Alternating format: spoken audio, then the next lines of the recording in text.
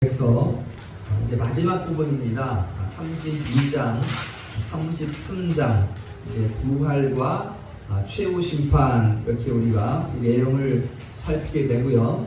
그러면 이제 신앙고백서 전체를 이제 마무리하게 됩니다.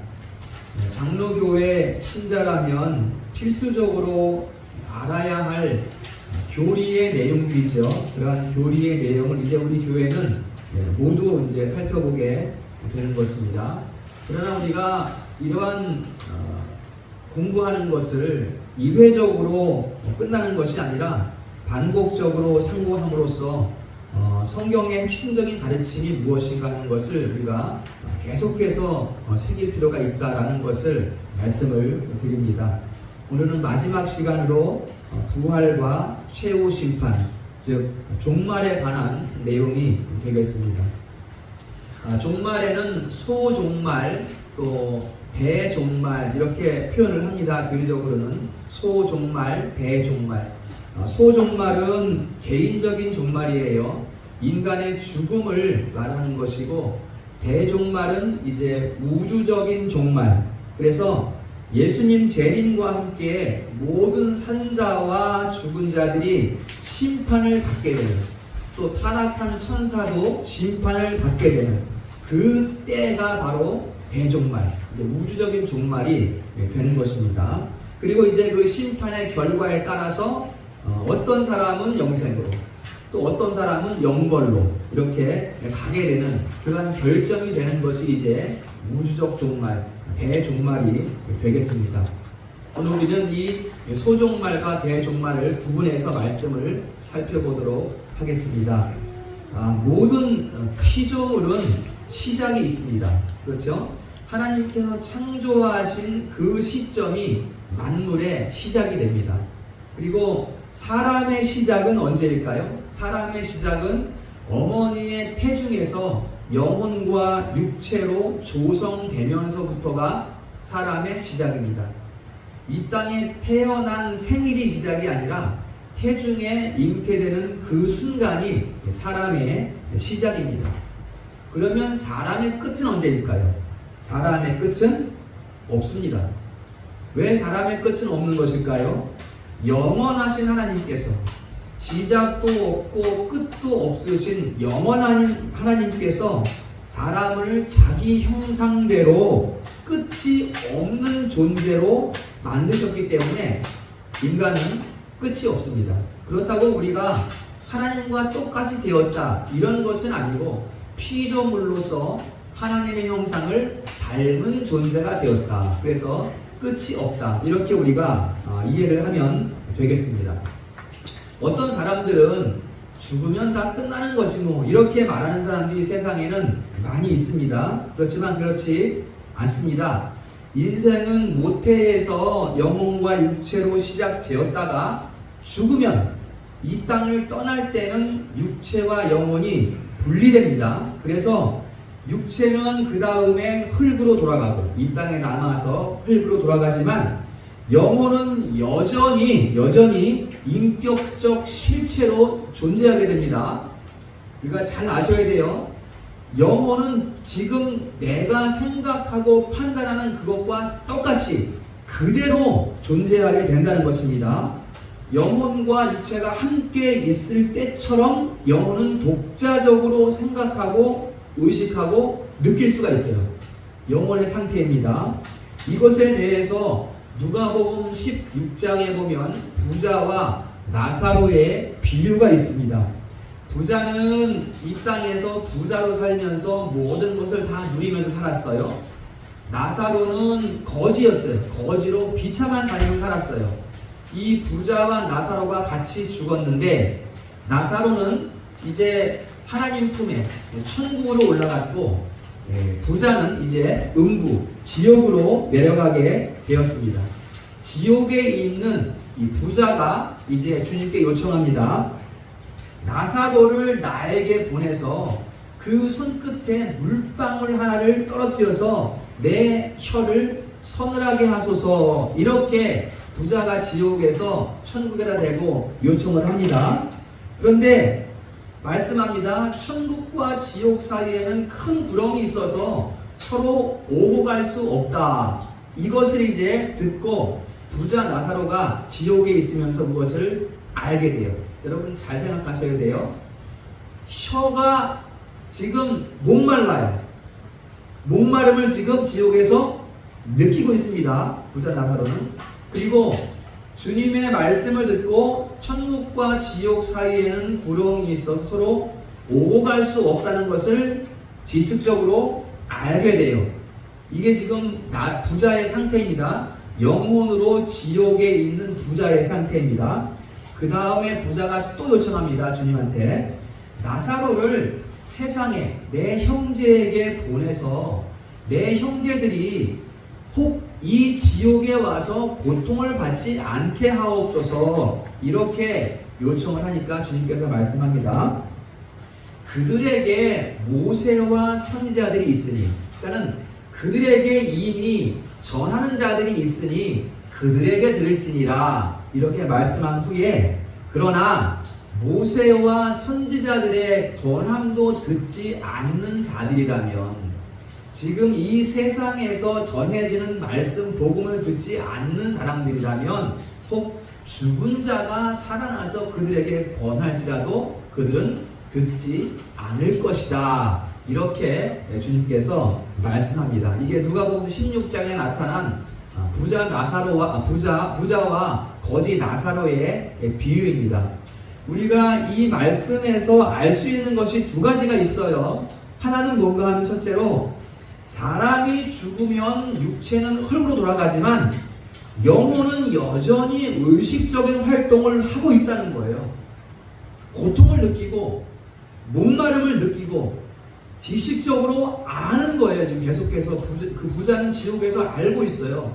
말씀을 듣고 알고 있고 배고프다는 것을 알고 목마르다는 것을 알고 고통을 느끼고 있습니다. 두 번째로 우리가 이 본문으로 알 수 있는 것은 사람이 죽으면 육체는 흙으로 돌아가지만 영혼은 즉시 다른 장소로 옮겨진다는 거예요. 그곳이 바로 천국과 지옥입니다. 두 군데로 확인이 갈려지는 거예요. 두 군데로. 어느 다른 곳이 아니라 천국과 지옥입니다. 자, 봅니다. 신자들이 가는 한 곳, 천국. 여러분, 사람이 죽으면 하나님께서 자기 백성들의 영혼을 받으십니다. 그 영혼을 하나님 품에 안으시는 거예요.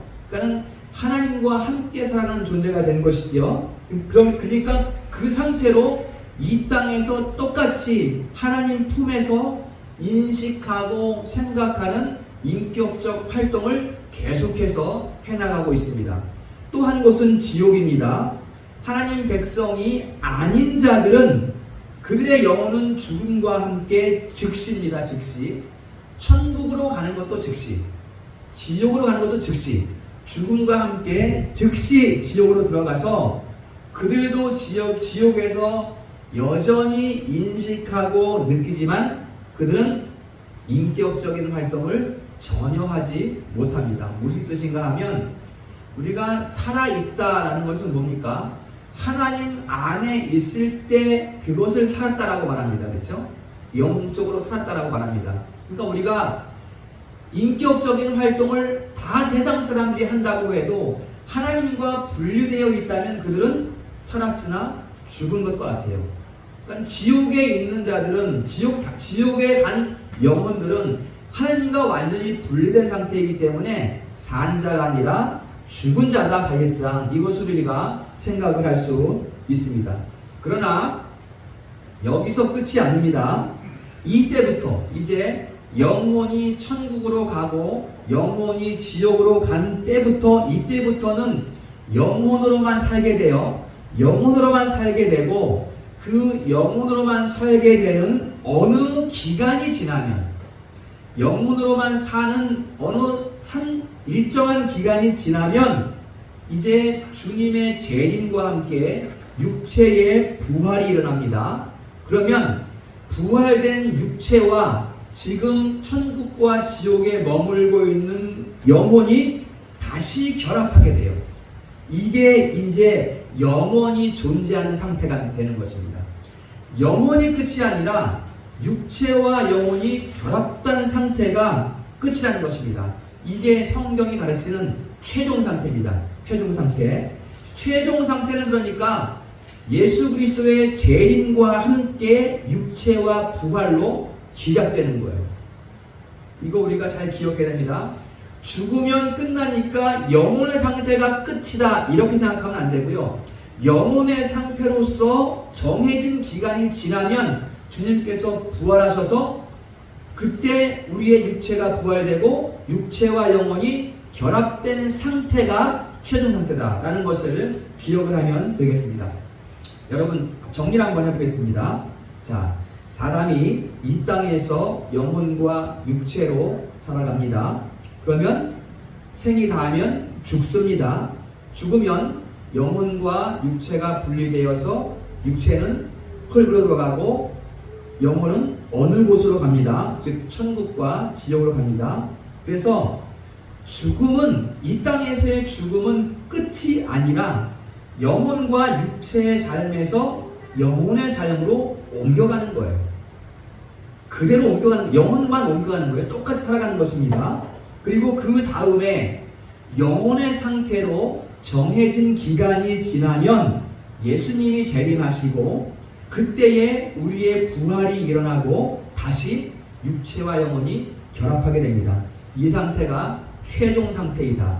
자, 여러분 그러면 이제 우리가 생각해야 될 것이 있습니다. 지금 앞에서 잘 설명을 드렸어요. 자, 교리에서 사용하는 용어 세 가지를 소개해 드립니다. 중간 장소라는 용어가 있고요. 중간 기라는 용어가 있고요. 중간 상태라는 용어가 있습니다. 세 가지. 자, 중간 장소라는 것은 사람이 죽으면 예수님이 재림하실 때까지 기다리는 곳, 여기를 중간 장소라고 하고요.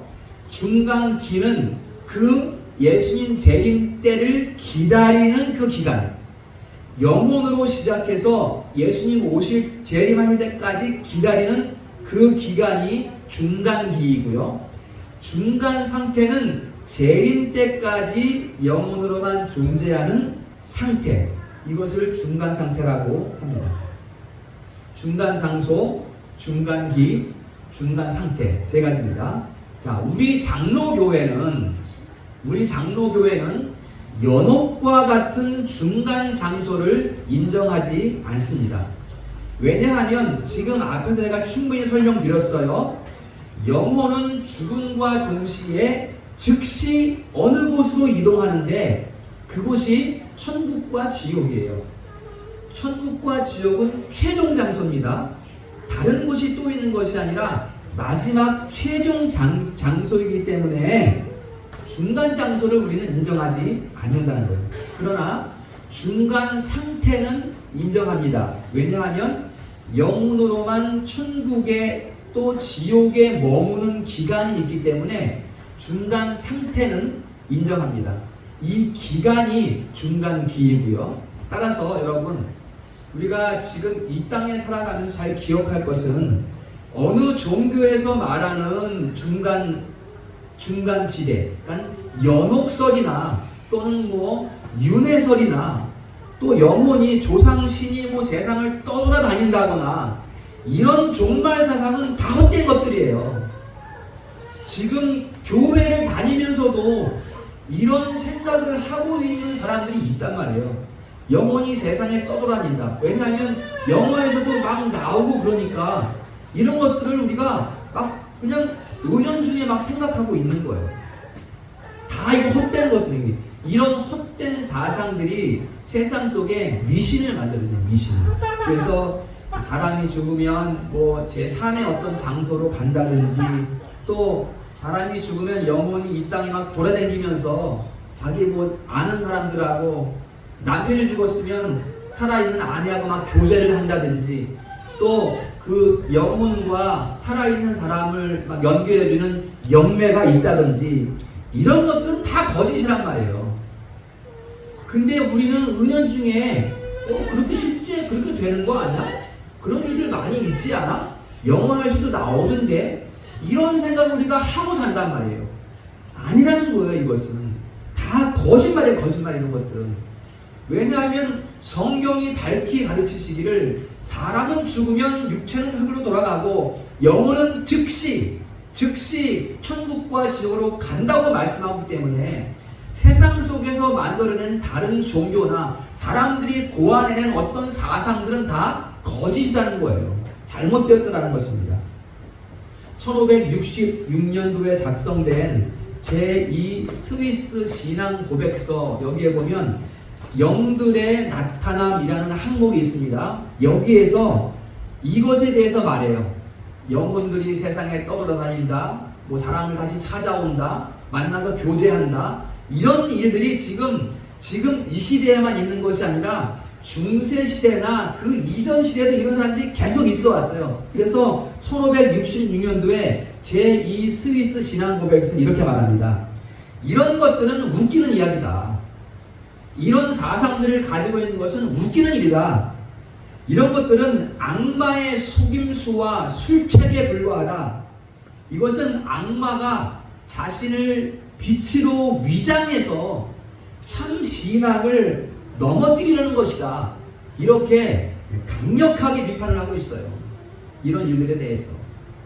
어디 영혼이 떠돌아다니느냐, 그런 일 없다.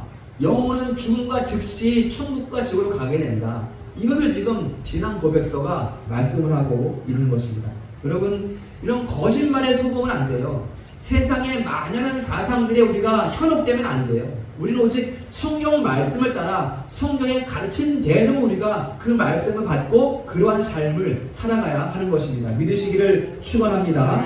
여러분, 잘 기억합시다. 우리는 죽는 순간 그 즉시 우리는 신자들이기 때문에 거룩해져요. 우리는 그 거룩함으로 하나님의 영광에 즉시 참여하게 되는 거예요. 영혼의 상태로. 하늘 보좌 우편에 하나님의 백성들과 선지자들과 성도들이 거하고 있다. 요한계시록은 밝히 기록하고 있어요. 그게 우리의 모습이거든요. 어디 다른 곳에 돌아다니는 것이 아니라 우리는 즉시 죽음과 동시에 거룩하게 되어서 하나님의 영광에 참여하게 된다라는 것을 믿으시기를 축복합니다. 그러나 악인들은 그렇지 않습니다. 악인들은 즉시 지옥으로 처소를 옮겨서 하나님의 진노와 심판을 겪게 됩니다. 특히 여러분, 중간 상태, 영혼의 상태에서 악인들이 겪는 그러한 고통은 우리가 영혼의 상태니까 덜 고통받겠지, 이런 게 아닙니다. 영혼의 상태일지라도 실제적인 고통과 괴로움을 당하는 무서운 고통이라는 것을 우리가 반드시 기억을 할 수 있어야 합니다. 즉, 인간이 죽음을 맞이할 때 몸은 흙으로 돌아가지만 영혼은 즉시 어느 곳으로 옮겨가게 되는데, 핵심은 무엇인가 하면 즉각적인 이동이라는 것입니다. 즉시 이동.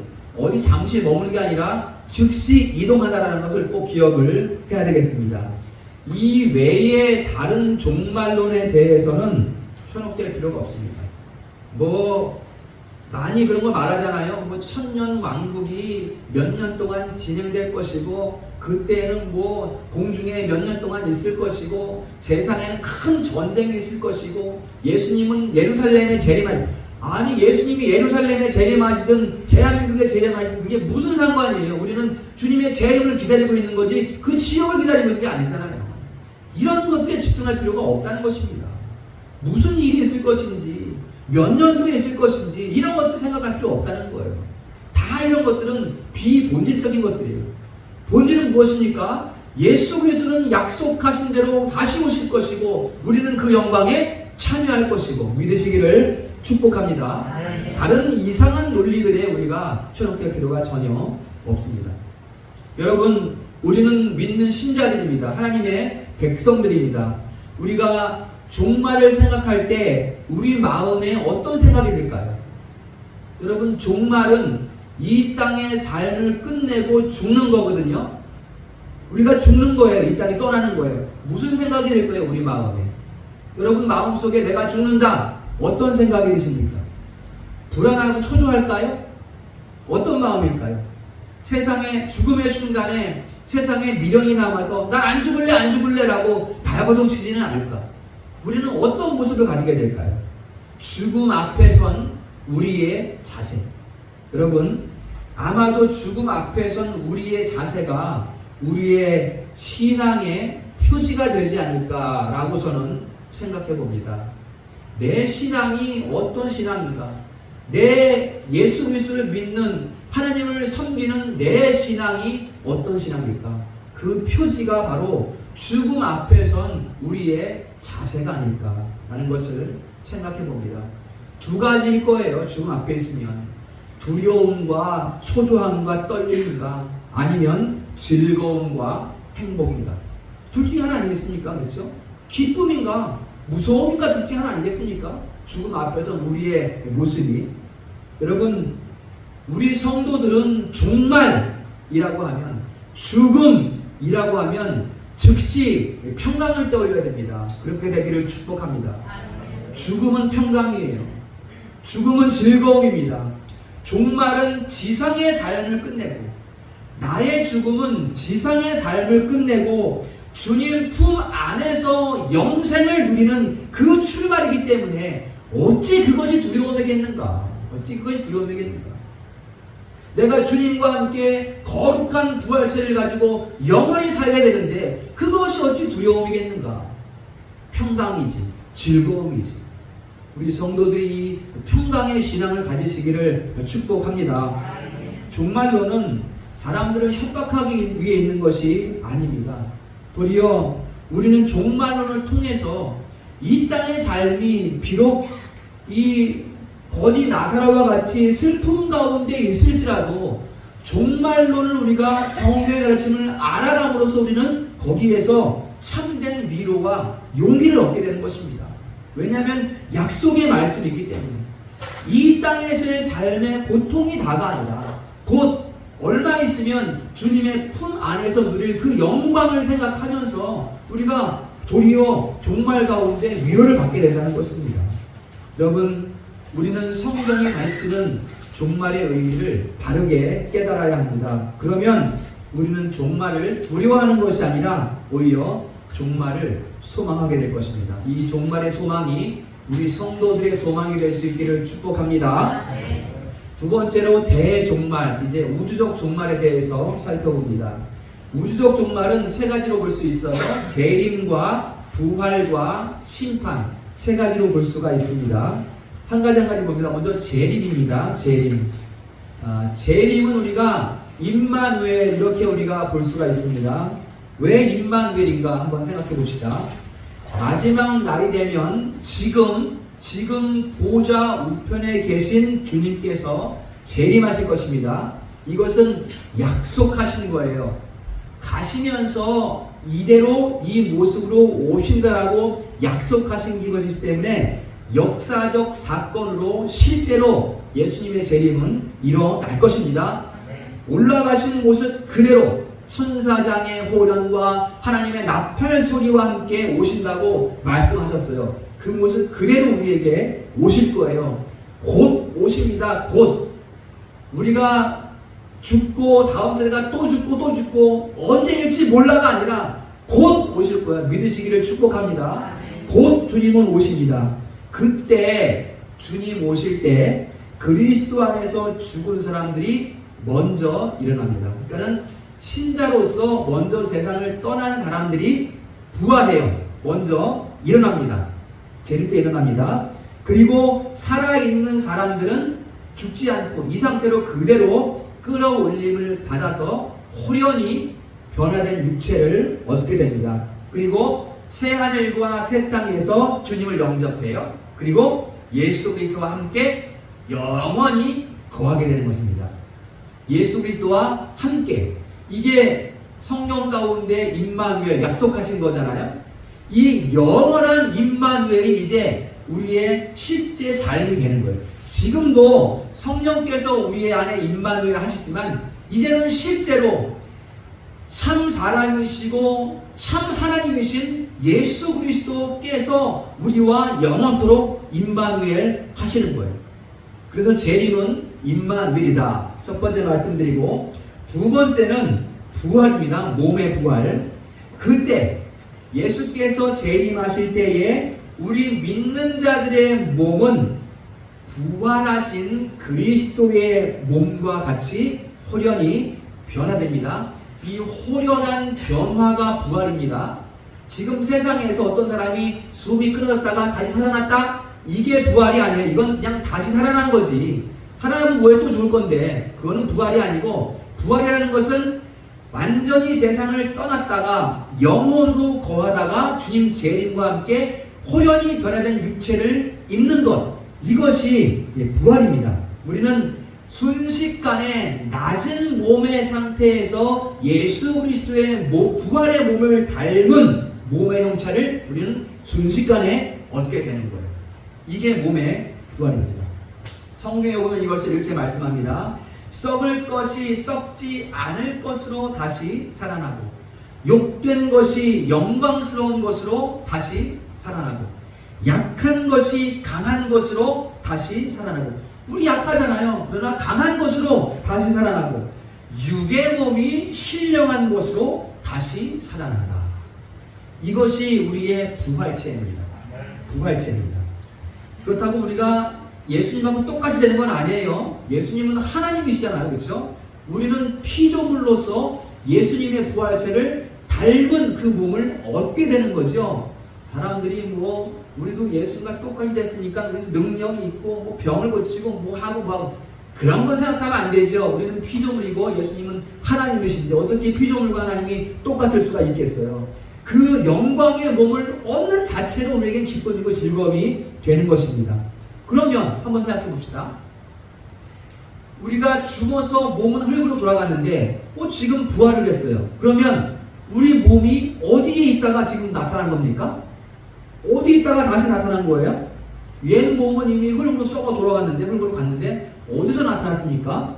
그것은 하나님만이 아십니다. 오직 하나님의 영역이에요. 하나님의 비밀이고 은혜와 섭리의 영역입니다. 여러분, 우리가 신앙인으로 살아가면서 진짜 절대적으로 믿어지는 것들이 있어요. 그러나 표현할 수 없는 것들이 있어요. 뭔가 표현하고 싶은데, 진짜 하나님은 살아계신데 보여줄 수도 없고 어떻게 말을 할 수도 없고 설명할 수 없는 것들이 있잖아요. 바로 이 몸의 부활도 그렇습니다. 몸의 부활. 분명히 내 안에 믿어지는데 설명할 수가 없는 것입니다. 다만 우리는 성경을 통해서 알 수 있습니다. 우리가 성경을 통해서 이 부활에 대해서 알 수 있는 것은, 우리가 죽으면 이 몸, 지금 이 몸은 내 것이 아닙니다. 흙으로 돌아가요.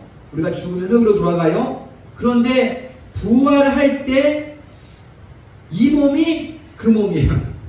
이 몸이 그 몸이에요. 이게 우리가 성경을 통해서 알 수 있는 것이에요. 이 이상은 몰라. 이 이상은 이 성경 말씀이 하나님께서 우리에게 딱 맞추어 주신 거잖아요. 이 이상 더 고차원의 것을 우리에게 말씀하셔도 우리는 못 알아들어. 오히려 혼란만 겪기 때문에 여기까지만 말씀하신 것인데, 몸의 부활에 대해서 여기까지 말씀하신 것이 무엇인가 하면, 우리가 죽으면 이 몸은 내 몸이 아닌데 부활하면 이 몸이 내 몸이야.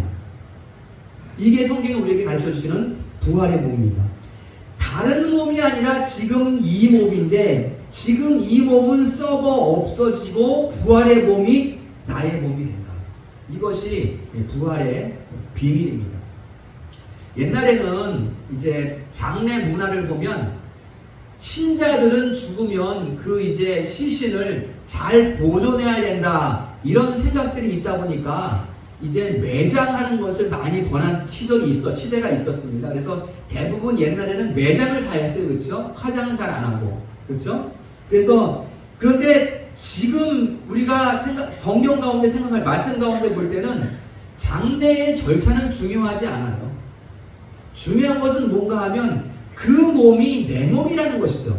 똑같은 몸인데 성질이 변화된 동일한 몸이라는 것이지, 매장을 하든지 화장을, 그런 거는 전혀 중요하지 않다라는 것을 우리가 생각해 볼 수가 있습니다. 세상 가운데에서 죽었다가 부활한 사람이 아무도 없기 때문에 우리는 이것을 확인할 수는 없어요. 그러나 묵상할 수는 있습니다. 묵상할 수 있어요. 우리가 이것을 묵상하기 위해서 믿음의 말씀이 필요한 거예요. 여러분, 우리가 이러한 부활에 대해서 이 믿음의 말씀을 묵상하다 보면 그냥 뭐 글만 읽고 마는 것이 아니라 이러한 묵상 가운데 하나님께서 우리 마음에 평강을 주셔요. 이게 그 증거입니다. 실제 부활이 있다는 진리를 증거하십니다. 우리 마음 가운데 말씀을 가만히 묵상하면 우리 가운데 평강을 주시고 부활의 소망을 주신단 말이에요. 지금 우리가 그 부활의 소망을 다 가지고 있잖아요. 그게 내 안에서 나온 생각입니까? 아니에요. 하나님께서 우리 가운데 믿음으로 소망을 주시는 거예요.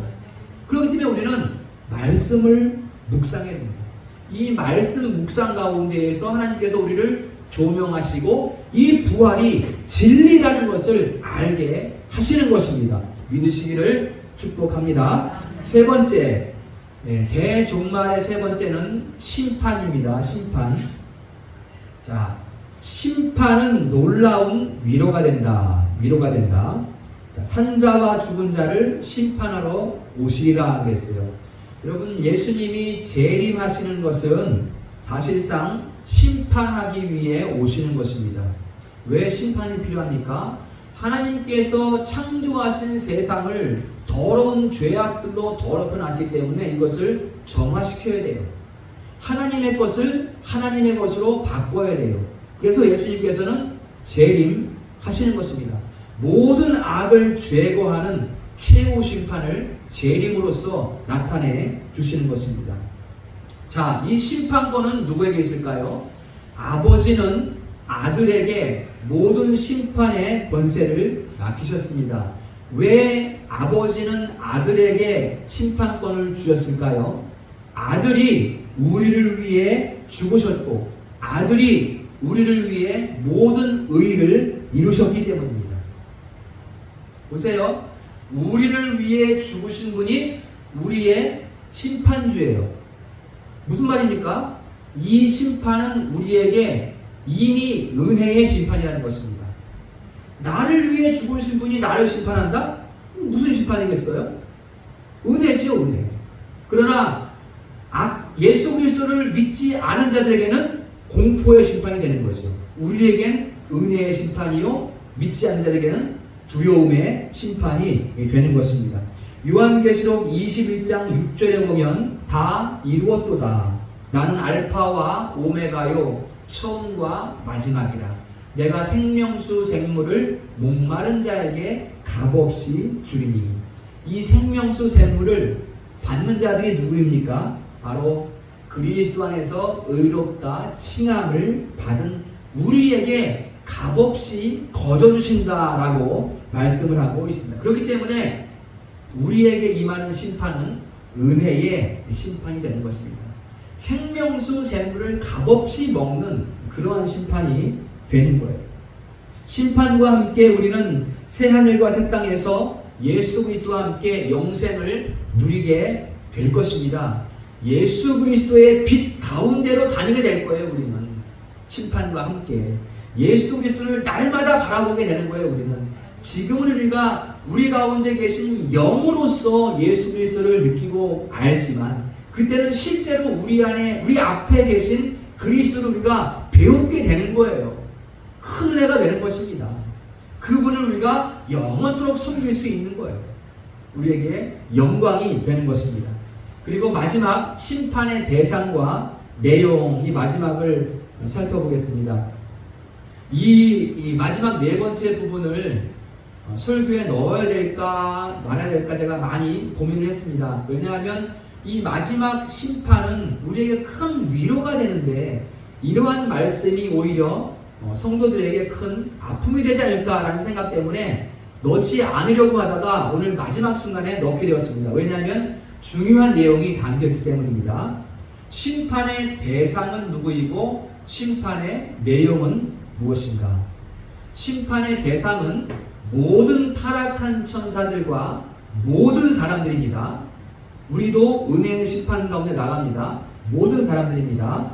그 다음에 심판의 내용은 하나님의 뜻을 거역한 모든 생각들과 모든 뜻한 것들과 모든 행동들입니다. 생각과 뜻과 행동들, 하나님을 거역한 이 모든 것들이 심판의 대상입니다. 도덕적으로는 십계명을 범한 생각과 행동들입니다. 핵심은 예수를 영접했는가, 구원자이신 예수를 영접하지 않았는가, 이게 심판의 핵심적인 내용이고요. 이 심판에 대해서 한 가지 글을 여러분에게 소개해 드리겠습니다. 여러분 잘 한번 이거 들어보셔야 됩니다. 최후 심판의 자리에서 우리는 신앙의 유무와 함께 모든 삶을 하나님께 고해야 한다. 이 부분에서 신자들은, 이제 구원받았다고 하는 신자들 말하는 거예요. 이 부분에서 신자들은 우리가 신앙이 있었는지 없었는지 우리 삶의 모습을 다 고해야 되는데, 심판 자리에서 신자들은 비록 심판의, 지옥의 심판은 형벌은 받지 않을지라도, 지옥에는 가지 않을지라도 삶의 행동에 대한 책임을 묻게 된다. 여러분 이건 무시무시한 말입니다. 삶의 행동에 대한 책임을 묻게 된다. 즉 하나님께서 창조하시고 맡겨주신 삶을 하나님의 목적에 맞게 하나님을 위해 살았는지 모두 밝히는 시간이 된다. 이렇게 말하고 있어요. 아니 천국은 그냥 평강을 누리는 곳이지 거기 가서도 책임을 물으면 거기가 무슨 천국입니까? 우리가 단번에 이런 생각이 들지 않습니까? 그러나 여러분 이 글을 쓰신 분의 그 생각을 우리가 잘 음미해 볼 필요가 있어요. 여러분 삶의 행동에 대한, 구원을 받았다고 하는 사람들의 삶에 대한 책임을 묻는다는 이 말은, 이 글은 현재 우리의 삶을 긴장시키는 거예요. 나태한, 방종에 빠진 우리의 삶을 긴장시키고 있는 거예요, 여러분. 여러분, 나는 구원받았으니까 됐어 라고 하는 생각은 우리를 방종에 빠뜨립니다. 우리를 나태한 삶으로 몰아가게 돼요.